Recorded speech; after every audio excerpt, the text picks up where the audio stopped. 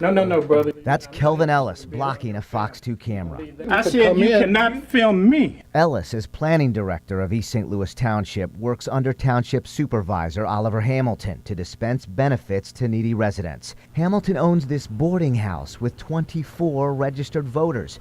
Records show 11 of those boarders voted in the last election. As far as electoral output, it is tremendous. Matt Hawkins heads East St. Louis Alliance for Change. He says it's already suspicious to have a run-down, boarded-up 1,100-square-foot home with 24 registered voters.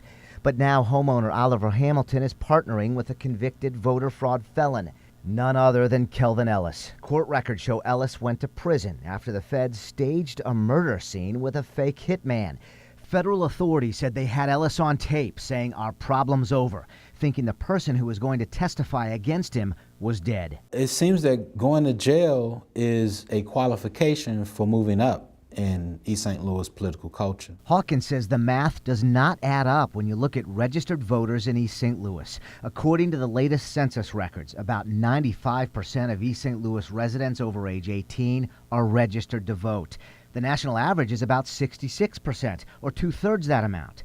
Just about everybody in East St. Louis who's old enough to vote is registered to vote. Hawkins suspects even more than what the East St. Louis Election Board reports. Right now, there's still probably 4,000 or 5,000 registered voters, more than we believe you could possibly register. He says Democratic committeemen like Oliver Hamilton get many of them to vote by mail, sometimes called absentee voting. He's worked with these people, he's gone to these doors, he's offered to help them with various things. So right around election time, he goes back to them and he says, "Hey, give me the ballot and I'll give you X amount of dollars, and you give me the ballot, I'll fill it out and turn it in for you." We went right to the people living in Hamilton's house to ask. I vote absentee. You do? You vote absentee? Yeah, you vote absentee.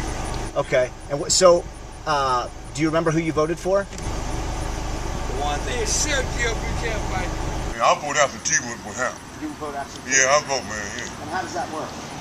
Like, you get the ballot and then you mail it in? I don't know how it works, I can do it. Okay. Who mails it in? Huh?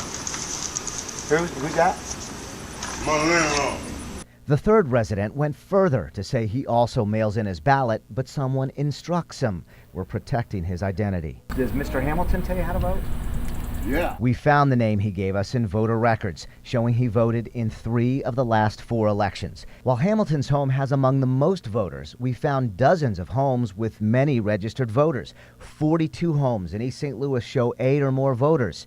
The St. Louis Election Board Chairman Candace Mosby says she is doing something about it. As far as fraud goes, it happens. It happens throughout not just this city, not just this county, throughout the country. Last March, a couple people went to vote only to find someone had already voted in their names. We've turned over information to the state's attorney. She said they've also suspended at least 1,500 voter registrations. I think our records are the best that they've ever been. That's our vision here, is to make sure that we have fair and honest elections in the city of East St. Louis.